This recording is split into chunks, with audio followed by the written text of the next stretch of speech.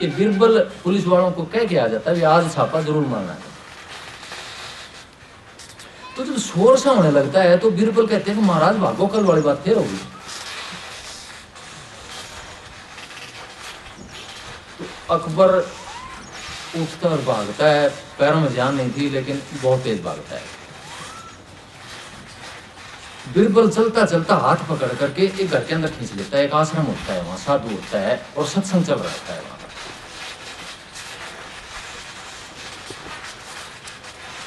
तो पुलिस वाले भागते भागते पीछे वहां जाकर के अटक जाते हैं, खड़े हो जाते हैं कि दो आदमी आए थे इस तरफ। वो बाहर जो पहरेदार होते हैं, जो सत्संगी होते हैं, जो सेवक होते हैं, उनसे कहते हैं कि कुछ आदमी आए थे यहाँ।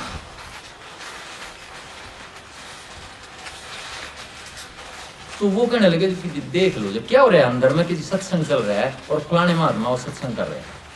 तो पुलिस वाले वापिस हो लेते हैं कि नहीं वे सत्संग चल रहा है, यहाँ बीच में रुकावट डालना अच्छी बात नहीं है। उधर थी वापिस हो लेते हैं और अकबर और बीरबल दोनों बच जाते हैं। तो बाद में बीरबल कहता है कि महाराज ये है संगत का प्रभाव, हमने गलत काम करके आ रहे थे, हम पाप करके आ रहे थे, तो भी यहाँ का बचाव हो गया हमारा।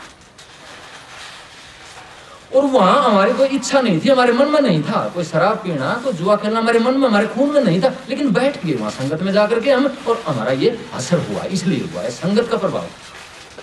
तो मैं कहता हूं जिंदगी में अपनी संगत अच्छी रखो तो आपको अच्छे अच्छे आदमी कुदरती मिलते चले जाएंगे और आपका उद्धार जरूरी होना और जरूर होगा। मैं कहता हूं अगर आप बैठेंगे शराबियों के संग, आपकी मित्रता शराबियों के संग है, आपकी मित्रता गंदे आदमी के संग है, तो शर्त या किसी न किसी दिन आप गड्ढे में घनेंगे, अंधकार में जाएंगे, कम से कम महान नहीं बन सकते आप, गुजारा कर लेंगे, रोजी रोटी का प्रबंध हो जाएगा। एक औरत मेरे पास आ गई एक बार, रोने लग गई आकर के। वो कहती थी जी मेरा बेटा बड़ा काबिल था और सतोगुणी था, कोई भी ऐब नहीं था, लेकिन उसकी मौत हो गई। और मैं आपसे जवाब चाहती हूं कि मेरा खोट क्या है। या जो आदमी सच्चाई पर चलते हैं उनके साथ ही घटना घटती है। हमेशा मैंने जो दरवाजे पर आया है उसको रोटी खिलाने की कोशिश करी, कुछ न कुछ देने की कोशिश करी है, लेकिन मेरे साथ ही घटित क्यों हुआ? कौन से जन्म का क्या फल था जो मेरे पास आ गया? मैंने तो ऐसे कर्म ही नहीं करे कभी भी, तो बुरी तरह से। मैंने उससे पूछा कि बहन जी आपके बेटे की मौत किस तरह हुई? उसने बताया कि मोटरसाइकिल पे जा रहा था और दूसरा बच्चा था वो चला रहा था मोटरसाइकिल को, दिल्ली की बात है, और उसका एक्सीडेंट हो गया तो वहीं पर मौत हो गई।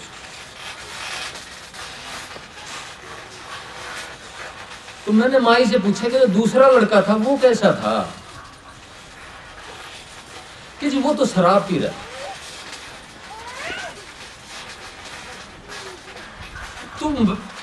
तो माई, उसको मैंने कहा कि माई ये संगत का प्रभाव है, उसके कर्म लेने पड़ते हैं, जिसके साथ आदमी रहता है उसके कर्म ओढ़ने पड़ते हैं। प्रभाव उसका, कर्म उसका है। अगर आदमी अच्छी संगत में रहता है कुदरती तो उसकी जड़ मजबूत हो जाती है और गंदे कर्मों से बच जाता, कर्म कट जाते हैं।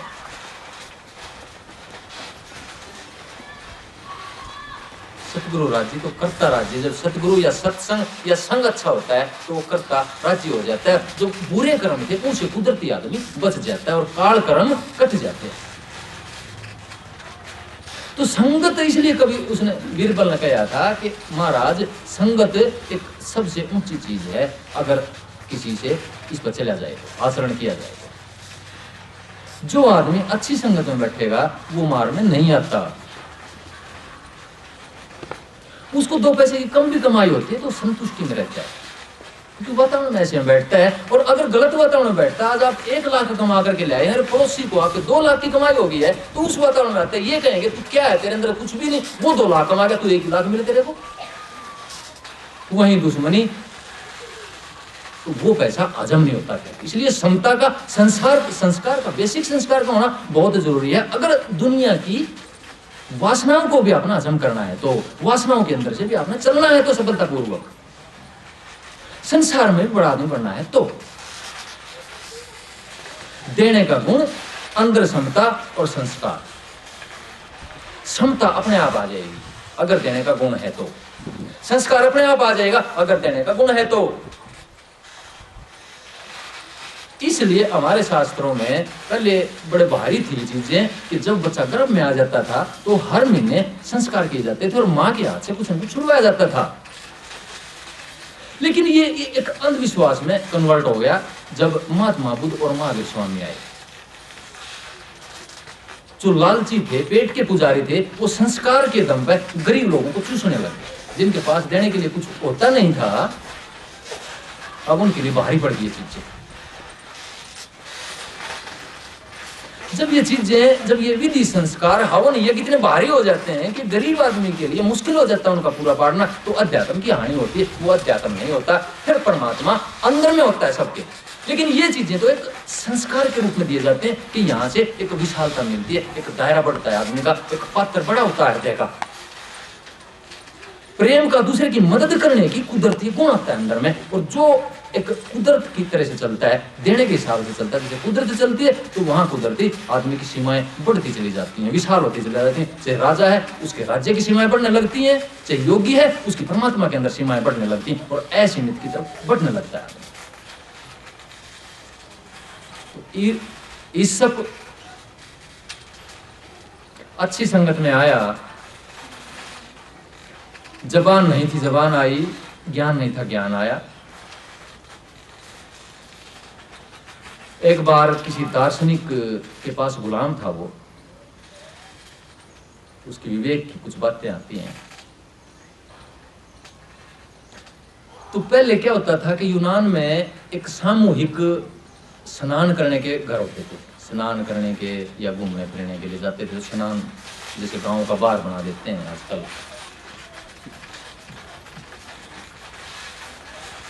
तो वो जो मालिक था वो कहने लगा इस सब को कि इस सब देखना, बाहर भीड़ तो नहीं है, मैं स्नान करके आना।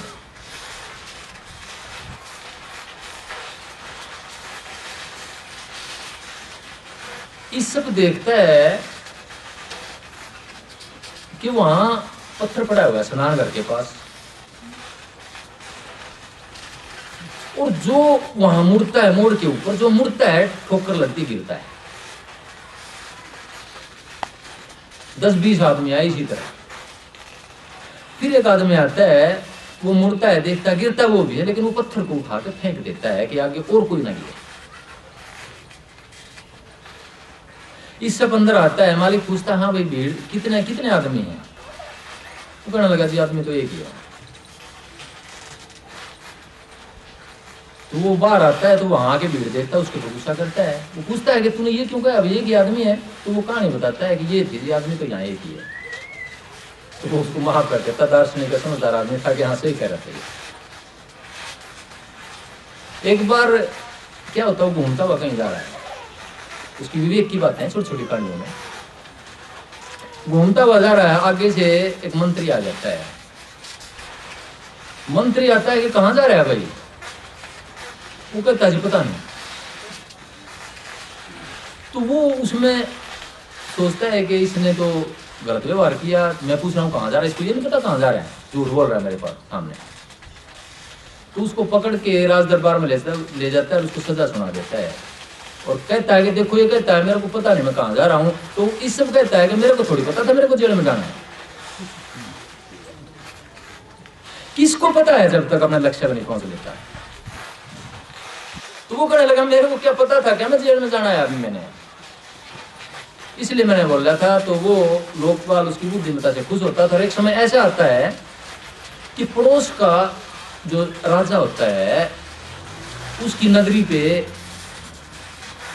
आक्रमण करना चाहता है, जीतना चाहता है उसकी नगरी को, जहां पर इस रहता है, प्रोसेस नगर था वो। तो वो बुलाता है मंत्रियों से और जो उसके विवेक की थे, जो गुरु थे, उनसे सलाह लेता है कि हाँ भाई किस तरह से जीता जाए।